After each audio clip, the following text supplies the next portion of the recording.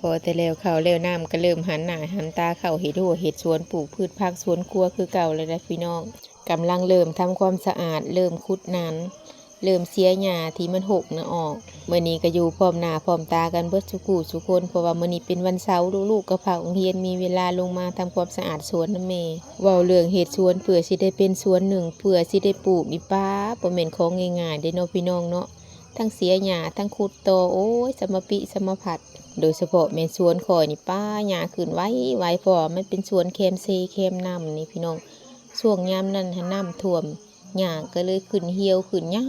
าวพอตอนเสียก็สิยังยากในสังเกตเบิ่งกองหญ้าทางหลังนะครับว่าโตมีแต่กองใหญ่ๆลูกชายข่อยนี่ก็ดุได้มื้อนี้ได้มาขุดนานพักซอยแม่ทั้งลูกชายทั้งลูกสาว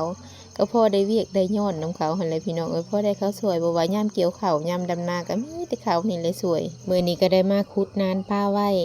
ว่าสิปลูกหยังแหน่ก็ฝากทุกคนติดตามตอนต่อไปนี่เด้อว่าสิลงมักถั่วลงผักบ่ลือลงหยังถ้าเบิ่งตัวจริงเนาะพี่น้องเนาะ